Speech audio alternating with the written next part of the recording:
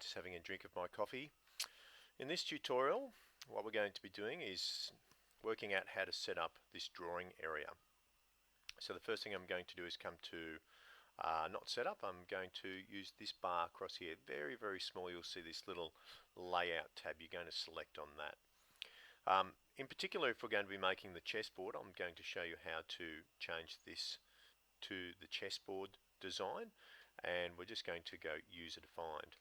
And then from there I'm typing in 300 by 300, tab 300, tab 300, tab 300, tab 300. We're just for everything, and we just go OK, and that's going to change this all to 300 by 300.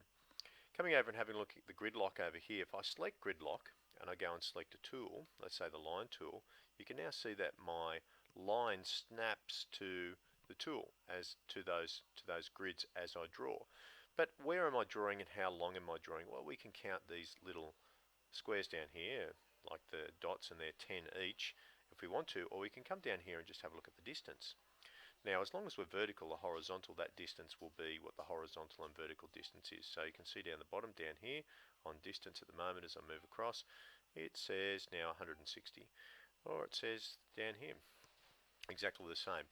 And it's also got the angle right next to it as well, so we can tell the distance by there. What we can also do is we come over here and we're going to press ABS, so it becomes REL, which is what we call relative coordinates.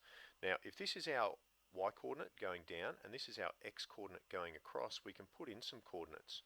And if we come down here to this very spot down here, this is the absolute coordinate for the whole thing. So if I move up, you can see that absolute coordinate changing down here.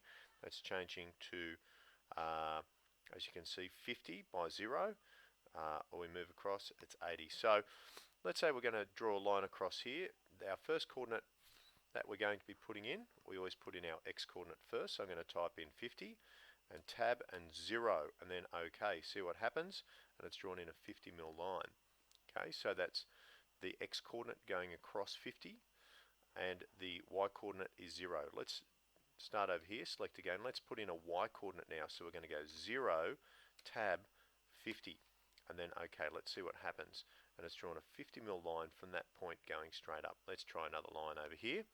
And this time I'm going to be typing in something a little bit different.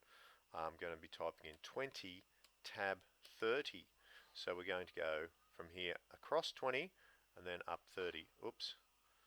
Let's try that again. Selecting 20, tab 30 and then OK. You can see what happens, and it's drawn a line 20 across and 30 up. So we can put in accurate coordinates just by typing them in just here. We've got a whole variety of different lines that we can actually draw from. This one is connecting lines, so as we draw we can connect all our lines up, as you can see, and to finish that line we just right click with the mouse and it finishes the line. So we can draw a whole variety of intricate shapes. Now that's going to be grid lock at the moment, but what's step lock? Well, I'm glad you asked. You've got all the best questions. Now as I move around, the step lock is set. If we right click on step lock, you can actually set to 1 mil increments. So now I can draw to 1 mil increments all the way around here. You can see it's sort of slightly snapping to that.